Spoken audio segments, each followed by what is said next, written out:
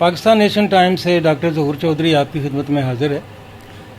आज हम अपने नाजरीन के लिए एक गुमगश्ता गुलकारा की आवाज़ का तज़किरा लेके आए हैं, जिनका नाम था हमीदा बानो।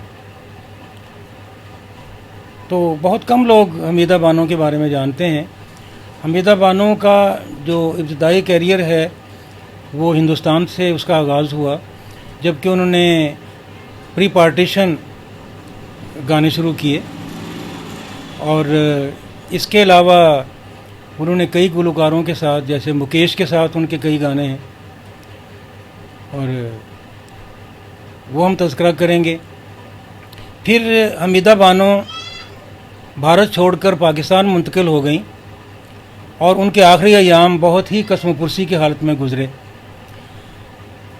आज हम मोहम्मद अहमद ख़ान साहब से गुफ्तगू करेंगे, जो कि बर-ए-सग़ीर पाक हिंद के एक बहुत बड़े ग्रामोफोन रिकॉर्ड कलेक्टर हैं। तो हमीदा बानो से तो उनकी मुलाकात उनके घर में ही हुई, बल्कि मैं भी यहाँ मौजूद था उस वक़्त। तो हमीदा बानो की जैसे मैंने गुजारिश की कि उनके आखिरी जो दिनों के हालात हैं वो बहुत कसमपुरसी का दौर था उनका। एक छोटे से घर में वो यहाँ शाहनूर स्टूडियो के पास रहा करती थी और अपने बेटे के पास मुकीम थी। तो उनके हालात बहुत ही ख़राब थे, तो जो कि अफसोसनाक हैं, इसलिए कि हमारे यहाँ जो जब किसी फ़नकार का ज़वाल आ जाता है तो फिर उसके बाद लोग उससे निगाहें फेर लेते हैं। पाकिस्तान में उनके साथ ये हुआ कि एक दो फिल्मों में उनको मौका मिला गाने का, तो गालबन शहरयार थे उसके मौसीकार, तो लेकिन वो गाने चल नहीं सके और फिर वो बतदरीज गुमनामी में चली गई और लोगों ने उनको बिल्कुल फरामोश कर दिया। तो पाकिस्तान की फ़िल्म इंडस्ट्री ने तो हमीदा बानो से काम लिया ही नहीं ना, बिल्कुल भी कोई।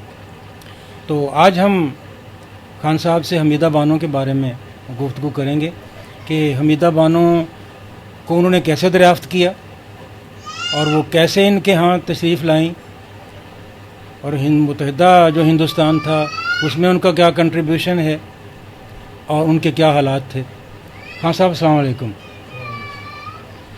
आज कुछ हमीदा बानो के बारे में कुछ बात हो जाए। हमीदा बानो जो हैं वो प्री पार्टीशन से गाने गा रही हैं, बहुत अच्छे अच्छे गाने गाए हैं, लेकिन उनके गाने बहुत नायाब हैं। आम आदमी को तो पता ही नहीं वो सिंगर थी कि नहीं थी। तो उनसे मेरी मुलाकात हुई, ये 57 में वो लाहौर आ गई थी, तो फिर मेरे घर तशरीफ़ लाई वो। तो आपने कैसे ढूंढ रहा उनको? वो परवेज़ राई साहब थे मेरे एक दोस्त, फिल्म जर्नलिस्ट। हाँ, फौत हो गए पिछले दिनों। फौत हो गए। उन्होंने मुझे कहा था कि हमीदा बानो पाकिस्तान आई हुई है। वो शाहनूर स्टूडियो के सामने किराए के मकान में रहती थी, तो मैं फिर और राई साहब गए उधर मिलने उनको। तो फिर एक दिन मैंने अपने घर इनवाइट किया उनको, हमीदा बानो को। तो वो मेरे घर आई, मुलाकात हुई, उनसे बातें चीतें हुई। तो मेरे कहने लगी कि जितने भी गाने मैंने गाए थे मेरे पास तो उसका कोई ना रिकॉर्ड है ना कोई कैसेट है। तो मेरे पास रिकॉर्ड करने लगी, मेरे पास आई तो सबसे पहले उन्होंने फरमाइश की कि जो मैंने गाने गाए ना वो तो सुनाए ना, मैं जवानी याद करूं अपनी। तो मैं रिकॉर्ड ले आया हमीदा बानो का जो डब्बा था, तो उनको सुनाने लग गया। तो बहुत वो आँख में आंसू आ गए उनको, कहने ज़ाहिर है अपना पुराना वक्त याद आया। वक्त याद आ गया। कहता क्या आपने याद करा दिया, मेरे जवानी याद करा दिया आपने। ये रिकॉर्ड तो मेरे कहीं से भी नहीं सुनने को मिले, इंडिया में भी नहीं है ये रिकॉर्ड जो आपकी कलेक्शन नहीं है। बिल्कुल, रेडियो सलोन कुछ बजाता है उनके गाने। हाँ जी, वो बजाता है कभी कभी कोई। तो इंडिया के बारे में कहने लगी कि मैं गुलाम मोहम्मद के घर के पास रहती थी। तो जो मुकेश थे ना, उनको गोश्त का बड़ा शौक़ था खाने का, तो मेरे घर वो गोश्त खाने आते थे। ज़ाहिर है हिंदुओं में तो गोश्त कम ही खाते हैं। कब हिंदुओं में खाते ही नहीं है ना, कम खाते हैं। तो मुकेश कह रहा मेरे घर गोश्त खाने आया करते थे कभी कभी, तो मैं उनके लिए स्पेशल डिश बनाती थी गोश्त की। तो इनके गाने मुकेश के साथ भी ज़्यादा हैं, जैसे कि जा परवाने जा, हाँ, मूर्ति फिल्म है, मूर्ति फिल्म। बुलबुल रानी की म्यूजिक। जी जी। और एक वो जो बदरिया बरस गई उस पार बड़ा मशहूर था। हाँ, वो तीन आवाज़ों में है, खुर्शीद और हमीदा और मुकेश। हाँ, तीनों का है, हाँ, तीनों का वो है। भी मूर्ति बदरिया फिल्म का ही बरस है। गई वो भी इसी फिल्म का है। मूर्ति का है, मूर्ति का। मूर्ति में किसकी म्यूजिक है? बुलबुल रानी। अच्छा, बुलूसी रानी की। अच्छा, बुलूसी रानी के बारे में मैं थोड़ा, आप इजाज़त दें तो, जी। कि बुलूसी रानी के बारे में अक्सर लोग, मैंने कई किताबें ऐसी देखी कि जिनमें बुलूसी रानी को औरत लोगों ने लिखा हुआ है। एक साहब थे यहाँ पर, तो उन्होंने किताब लिख दी थी, उसमें कहा जी बुलूसी रानी साहिबा। मैंने कहा यार आपको ये क्या बात करते हैं? अब जी बेसिकली वो बुलूसी राणे थे, राणे हाँ, तो वो लोगों ने रानी उसको बना लिया। बुलबुल रानी सिंधी थे, हैदराबाद जो पाकिस्तान में, हैदराबाद पाकिस्तान का है, यहाँ से उनका ताल्लुक़ था। तो प्री पार्टीशन वो चले गए थे दिल्ली, सॉरी बॉम्बे चले गए थे, तो वहाँ पर जाके उन्होंने अपने इसका काम किया। तो जी जी, आप बुलूसी रानी का जिक्र कर रहे थे, हमीदा बानो का। हमीदा बानो का मतलब उन्होंने बहुत गाने गाए, रफ़ी के साथ भी गाना गाया उन्होंने यार। अच्छा, रफ़ी साहब के साथ। शोहरत फिल्म है। कौन शोहरत? हाँ, क्या मेहमान बन के आए थे, अरमान बन गए। हाँ, उसमें मेरे ख्याल में अजीज़ खां, अजीज़ हिंदी की अजीज़ हिंदी की मौसीकी है। देखो रफ़ीक में एक ही गाना गाया, एक ही गाना है, एक ही गाना वो है। भी रिकॉर्ड है मेरे पास। अच्छा, वो भी है आपके पास? मैंने ना जब रिकॉर्डों का शौक़ शुरू किया, मैंने कहा नायाब रिकॉर्ड और अच्छी कंडीशन में जमा करने हैं, तो मैं 30-35 साल से इसी काम में लगा हुआ हूँ। अच्छा, तो फिर आप जब यहाँ पर वो आपके घर तशरीफ़ लाएँ? हाँ जी, तो मैंने उनको गाने सुनाए तो वो रो पड़ी। अच्छा। हाँ, कह रहे आपने मेरी क्या जवानी याद करा दी। फिर कहने लगी ये गाने कैसेट में भर दो मुझे। अच्छा। टेप रिकॉर्ड है मेरे पास टूटा फूटा, लेकिन मैं सुन लूँगी। तो मैंने उनको कैसेट बना दी उनके गानों की। तो बहुत अच्छा किया आपने। बहुत दुआएं दी मुझे। हाँ। कहने लगा तो उनकी सेहत कैसी थी उस वक्त जब आप? सेहत बहुत ख़राब थी उनकी, और गुर्बत बहुत ज़्यादा थी। अच्छा, यहाँ पर याद आया कि आप माशाल्लाह इतने लोगों से मिले और आपका इतना इल्म है इस बारे में।